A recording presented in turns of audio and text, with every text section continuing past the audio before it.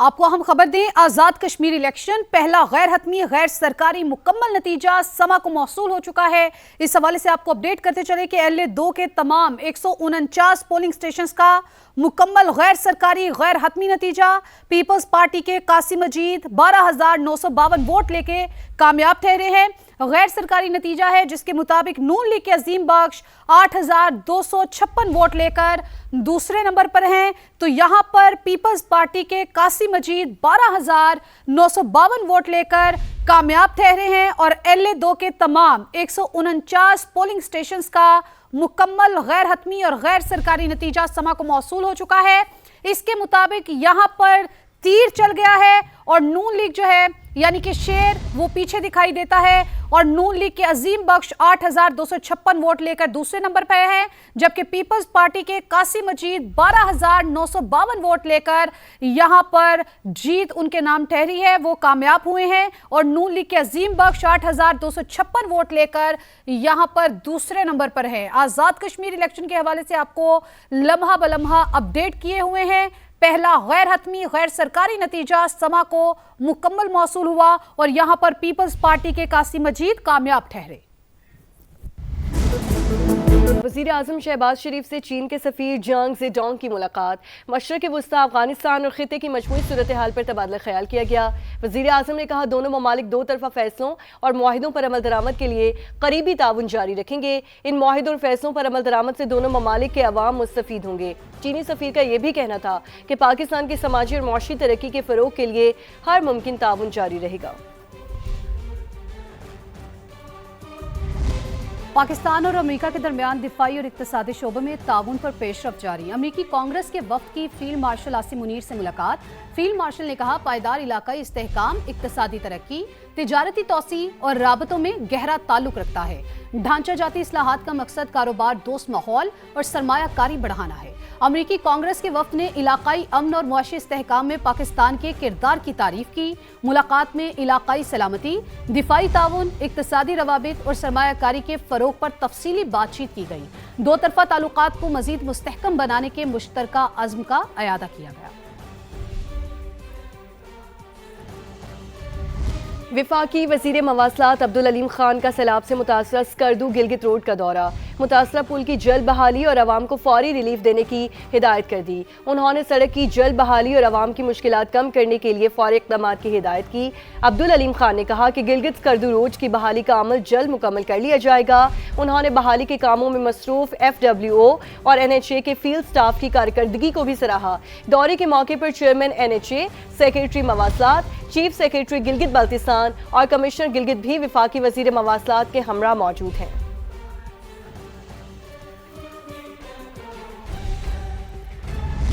Election تو ابھی سے تھوڑا بہت متنازع ہو چکے ہیں۔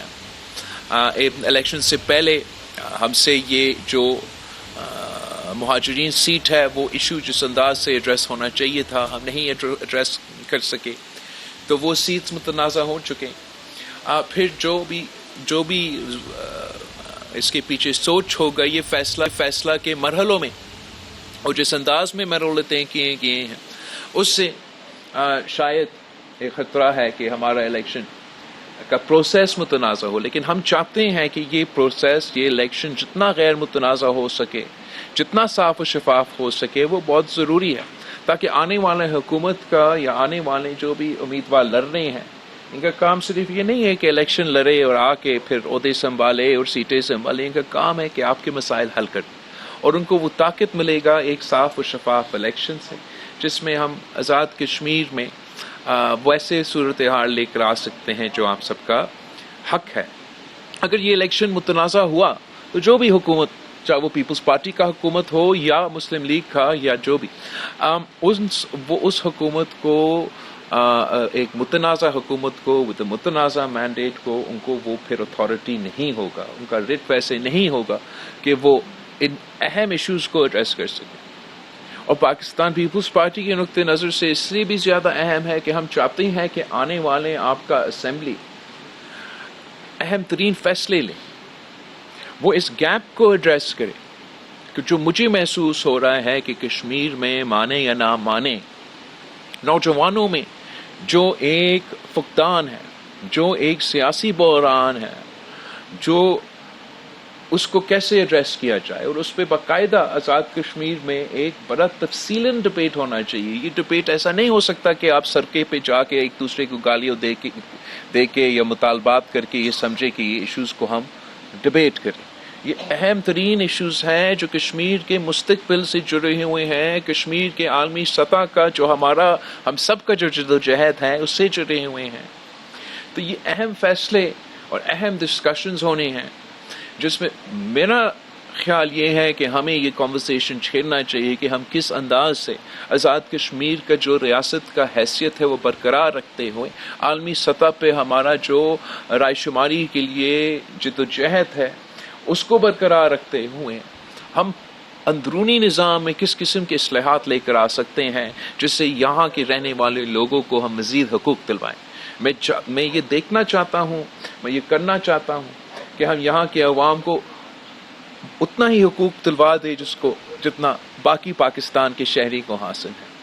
اور وہ میرا خیال میں ممکن ہے کہ ہم اپنے تمام بنیادی ایشوز جو کشمیر کے ہیں ان کو تحفظ دلواتے ہوئے ایسے اصلاحات لے کر آ سکتے ہیں جس سے ہم کشمیر کا آواز فیصلے کرنے والے اداروں میں پہنچا سکتے ہیں.